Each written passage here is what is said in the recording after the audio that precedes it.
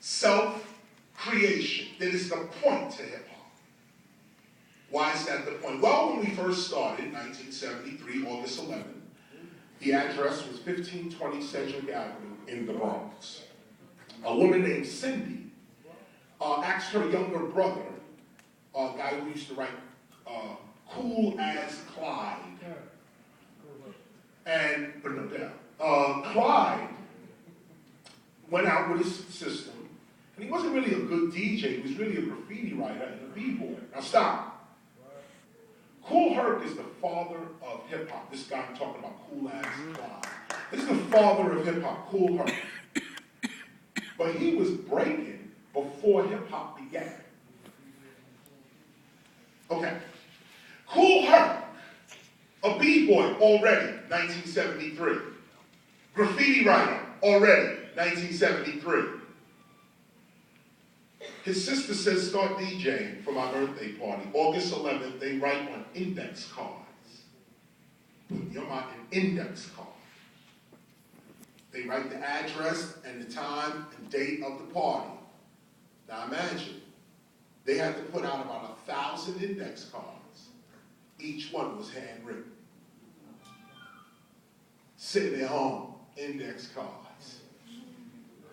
No Kinkos.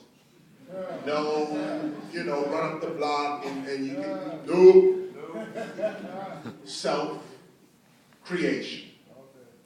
There used to be a saying called bloom where you're planted. Wherever I'm planted, that's where I will bloom. So Kool Herc, or Kool as Clyde, he comes out on August 11th, 1973. He starts playing music. The times in which he's playing this music at 1527 Sedgwick Avenue in the Bronx, 1520, the corruption in New York City is at an all-time high. Police corruption is ridiculous. You guys are in college, you can look it up. The healthcare, medical, justice department, you name it, it was disgusting. All of this, just crazy. Now, Kool Herc, now ask yourself this is hip-hop. Drugs everywhere, crime everywhere, police corruption everywhere. Melly Mel wrote a record, broken glass everywhere. People pissing on this thing. Talk. But somehow this one guy says, I'm going to play music in the park for free. Starts playing James Brown. Now stop. Kool Herc first, Kool as Clyde, graffiti writer, Kool DJ Herc, not DJ Kool Herc. Kool DJ Herc. This guy, playing James Brown records, attracts about 1,000 people to his party. The party in the building was 25 cents. 25 cents get into a Kool Herc party. I was 8 years old at the time. I lived in the next building, 1600 Sedgwick Avenue, the Bronx. 1973, I'm 8 and my brother Kenny is 7. We couldn't go to the park. We couldn't go to the community center for 25 cents, and we couldn't afford 25 cents. In addition, Kool Herc was sort of like a street dude. And understand what I'm saying. In the 60s, when the Black Panthers disbanded, this is what started the gangs in New York. Not the gangs in LA. The gangs in LA are started by the FBI and the CIA.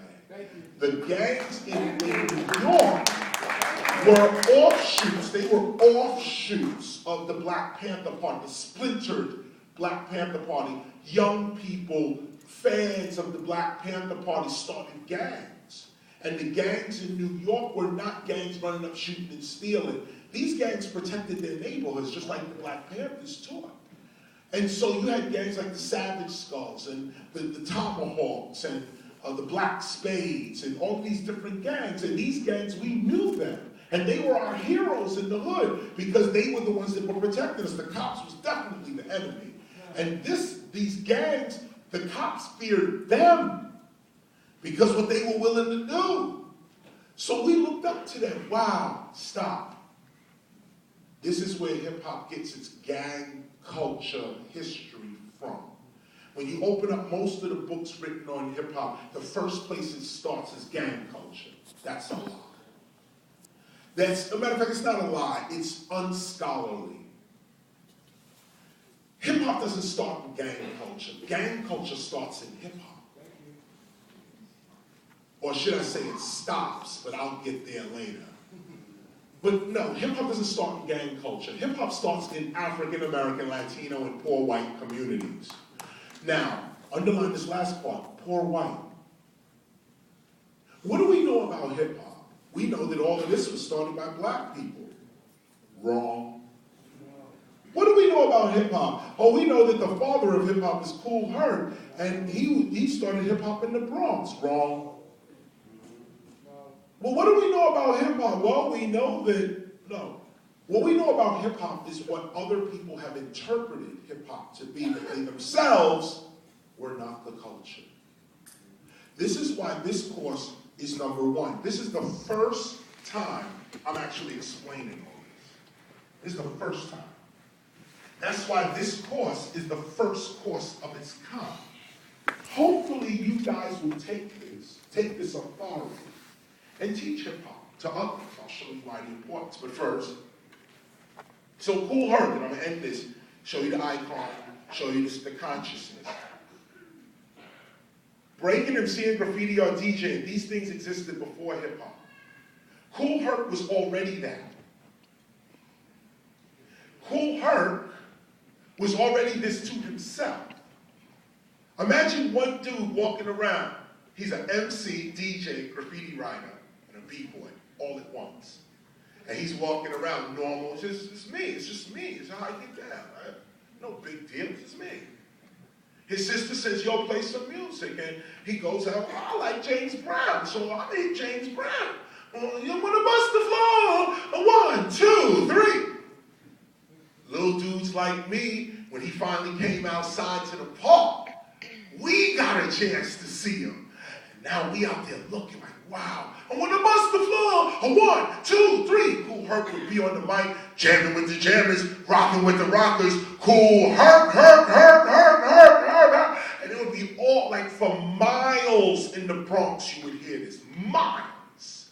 Herc had the biggest sound system probably in the United States at the time. I mean, listen, he had that's what they called it, the Herculoids. It was Kool Herc and the Herculoids. And those Herculoids was his sound system. And it would boom this music out. And Kool Herc would turn up the bass, and it would just get ridiculous. And we would be there, and this one dude was giving us all this. And we was like 6, 7, 8, 9, 10, like that. And we're looking at it like, wow, look at this dude. And he's on the mic, rapping, DJing, and we knew he was a graffiti writer because his name was everywhere. And we was like, wow, that's Kool Herc. Then he was big, he was muscular, they called him Hercules in the hood. He had mad respect across New York. This was the man.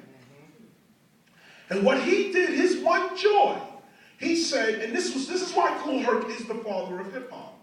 Because there were other DJs at the time, Mandingo, Elvis 007, DJ Maboya, Pete the DJ Jones. These DJs were all Grandmaster Flowers. These DJs were already out and big. But Kool Herc played for free. You can see Herc for 25 cents if you like, down at the Hebelo. Name of a club he used to play at. But Herc would come out on a Friday night in the park and play James Brown for free.